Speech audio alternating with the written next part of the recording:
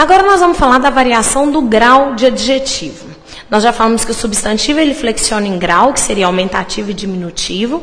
E vale lembrar que essa variação de grau do substantivo pode estar relacionada a uma relação objetiva com o objeto, quando eu digo menininho porque ele é pequeno, ou meninão porque ele é grande, ou pode ter uma variação subjetiva, depender da intenção na hora de a gente colocar um diminutivo. Por exemplo, pode chegar um rapaz aqui de 2 metros de altura e eu dizer, ô anjinho. Esse anjinho aí não tem a ver com o tamanho do objeto, mas a relação de carinho, de afeto que eu sinto por ele.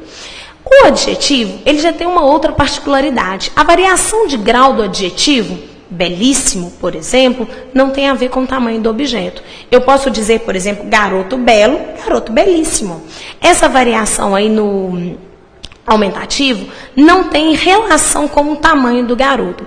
Nós falamos no início que o adjetivo concorda com o substantivo em gênero e número. Tudo bem, mas em grau a variação ela é possível, ela não é obrigatória. Queria aproveitar para dizer da variação, tem aquele grau comparativo, superlativo absoluto, superlativo sintético, comparativo. Essa nomenclatura ela não é importante. O importante é você perceber o seguinte. Eu posso qualificar o rapaz dizendo que o rapaz é belo. Posso dizer que ele é belíssimo. Teve uma variação de grau para conferir intensidade à beleza do rapaz.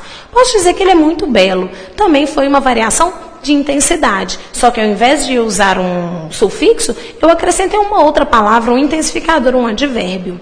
Posso dizer também que o rapaz é o mais belo da turma. Todas essas variações aí no português são considerados superlativos. Por exemplo, o superlativo, quando eu digo que ele é muito belo, eu intensifiquei, mas não estabeleci uma relação em comparação com outro ser. O que eu preciso de saber aqui? Que tanto belíssimo, quanto muito belo, quanto mais belo da turma, ele trabalha com uma intensificação da qualidade. Vale perceber que quando eu digo que ele é belíssimo ou muito belo, eu estou falando só do rapaz. Mas quando eu digo que ele é o mais belo da turma, eu estou trabalhando com uma relação. Ele não é apenas belo, mas ele é mais belo dentro de um grupo. Isso é importante, porque isso pode causar variação semântica. Vocês já ouviram aquele ditado que na terra de cego quem tem um olho é rei? Pois é. Se eu digo que o rapaz é o mais belo da turma, isso não é necessariamente um elogio. Vamos supor que na turma só tenha homens feios, muito, muito, muito feios. Ser o mais belo não precisa ser bonito, pode ser o menos feio. Entende? Isso depende da relação. Quando eu falo, por exemplo, que a mulher é mais bela do grupo, se o grupo só tiver mulheres horrorosas, isso não é, de fato, necessariamente um elogio. Ou seja, a intensificação aqui ela é relativa, ela depende do grupo.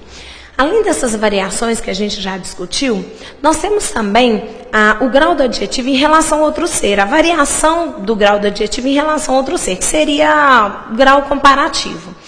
Nessas 3 frases, o rapaz é mais belo do que Pedro, o rapaz é menos belo do que Pedro, o rapaz é tão belo quanto Pedro. Nós estamos variando a qualidade do rapaz de ser belo em relação a outro ser, em relação a Pedro. O importante aí não é dar nome, por exemplo, mais belo comparativo de superioridade, menos belo comparativo de inferioridade, tão belo de igualdade. Essa nomenclatura ela não é importante. O importante é você perceber que essa qualificação ela não é tão objetiva, ela passa mais pelo campo subjetivo. Por exemplo, a beleza do rapaz depende da beleza de Pedro. Se a gente pega uma frase, Gisele Bündchen é menos bonita do que Catherine Zeta-Jones. Nessa relação, não quer dizer que a Gisele Bündchen seja feia. É porque apenas entre as duas ela não é tão bonita quanto a Catherine. Nós temos uma relação de comparação em relação a outro ser, o que não significa que ela não seja bonita. O importante aqui seria perceber essa questão. Enquanto eu falo, Joana é belíssima, eu estou valorizando a beleza dela e afirmo para você de forma objetiva que é belíssima. Agora, quando eu digo fulana é mais bela do que cicrana, nessa relação você, na verdade, depende do outro ser para que você perceba a caracterização de Joana. Essa seria a variação comparativa do grau comparativo do adjetivo. Nós temos que trabalhar também com uma outra coisa, até então nós não mexemos, que seria a locução adjetiva. Essa noção de locução, vocês devem carregar até no final do curso. Porque nós temos a locução adjetiva, nós temos a locução adverbial, nós temos a locução verbal. Vamos começar com a adjetiva. Nessa frase, homem corajoso não falta, se a gente fosse dividir a frase, seria homem corajoso o primeiro grupo, não falta o segundo grupo. Depois disso aí, nós destacaríamos o núcleo que é o homem. Afinal de contas, homem é substantivo e substantivo é sempre a palavra mais importante do grupo em que se encontra. Se fôssemos analisar, corajoso está ligado a homem, porque especifica o homem, caracteriza o homem. A partir daí, eu poderia dizer que ele é um adjetivo e exerce a função de adjunta de nominal na frase. Nessa frase aí, eu posso dizer para você que corajoso é um qualificador, é um especificador de homem, portanto é adjetivo. Vamos na frase de baixo. Na frase de baixo está, homem de coragem não falta. Se eu fosse dividir a frase em dois grupos, eu dividiria homem de coragem, o grupo não verbal, e não falta o grupo verbal, a parte que tem verbo. Agora eu vou pegar o núcleo. Se vocês forem perceber, homem é substantivo e coragem é substantivo. Os dois seriam núcleos. Mas agora eu tenho uma informação muito importante que você vai carregar até o final do curso. Entre dois substantivos, o núcleo, o mais importante, é sempre aquele despreposicionado. A preposição no português é um marcador de hierarquia, de subordinação, de dependência. A gente acha que subordinação existe só lá no período composto, mas isso não é verdade. Entre essas duas palavras, homem será o mais importante, porque homem é o elemento despreposicionado. Daí, eu vou dizer para vocês que de coragem é uma expressão que especifica homem. Não sei se dá para enxergar, mas homem e coragem são substantivos. Quando eu coloco o de no meio, o de coragem deixa de ser um substantivo e passa a ser um qualificador, um especificador de homem. Ora, a palavra que especifica o substantivo é adjetivo. A expressão é chamada de locução adjetiva. Assim fica fácil. Nós vamos ver lá na frente que a palavra que especifica o substantivo é adjetivo, a expressão, locução adjetiva, e a oração, oração adjetiva. Se eu dissesse, homem que tem coragem não falta, que tem coragem seria o especificador de homem. Funcionaria como um adjetivo. Como tem verbo, oração adjetiva. Assim, fica tranquilo de perceber. Nós já falamos da classificação sobre a classificação do adjetivo, falamos que é uma classe que qualifica, especifica, caracteriza o substantivo.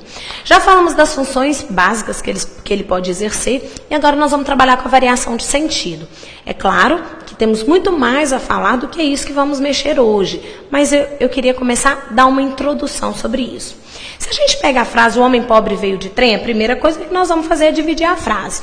Vamos sacar o núcleo do primeiro grupo e do segundo. Vamos mexer nesse primeiro momento só com o primeiro grupo. O primeiro grupo seria o homem pobre.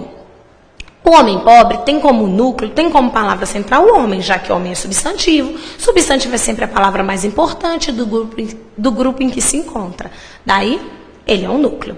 Depois que a gente tira o núcleo, as outras palavras estão ligadas a ele.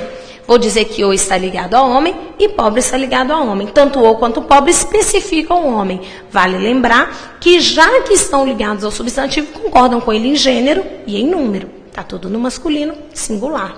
Vamos aproveitar para classificar, dizer que o é artigo, o homem é substantivo e pobre é adjetivo. É adjetivo porque qualifica, caracteriza, especifica o substantivo. As funções também já sabemos. Ora, se homem é a palavra mais importante, é núcleo. As outras duas estão juntas no núcleo, adjuntos adnominais. Paralela a essa frase aí, nós temos uma outra. O pobre homem veio de trem. Parece a mesma coisa. Se eu fosse dividir, o pobre homem primeiro grupo, veio de trem segundo grupo. Continua no primeiro grupo, o homem sendo a palavra mais importante. E agora eu vou reduzir, ser bem sintética. Pobre especifica, caracteriza homem. Portanto, está ligado a ele. Se fôssemos classificar, diríamos que homem é substantivo, pobre é adjetivo, porque qualifica. A minha pergunta é, tudo bem que pobre está ligado a homem do mesmo jeito na segunda frase, está junto dele, mas semanticamente as duas frases são sinônimas? Quando eu digo o homem pobre veio de trem e o pobre homem veio de trem, eu estou dizendo a mesma coisa? Não. Quando eu digo homem pobre, eu estou dizendo homem sem dinheiro. E quando eu digo pobre homem, eu estou dizendo coitado. Eu fico pensando, por exemplo, por que os adjetivos cores, nomes de cores, a gente não tem a facilidade de colocá-lo antes ou depois do substantivo. Por exemplo, eu posso dizer homem grande, grande homem, mas eu não digo blusa verde, verde blusa. Você diz apenas blusa verde. Sabe por que isso acontece? Porque normalmente, em geral, o adjetivo posterior, ele traz o sentido denotativo da palavra. Denotativo é sentido real, do dicionário, comum, aquilo que todo mundo acessa. Quando a gente desloca o adjetivo para antes do substantivo, pode acontecer de ele assumir o sentido conotativo, figurado, literário, aquele sentido que cada situação vai determinar uma significação. Quando eu falo homem pobre, pobre significa sem dinheiro, sentido real, denotativo. Quando eu digo pobre homem, ele assume o sentido figurado, que seria o quê? Coitado, que pena, o abandonado, não é assim? Daí eu estou dizendo para vocês que não é regra, mas alguns adjetivos, quando mudam de posição, estão antes do substantivo, eles deixam de ter o seu sentido real, denotativo do dicionário e assumem o sentido figurado, conotativo, literário.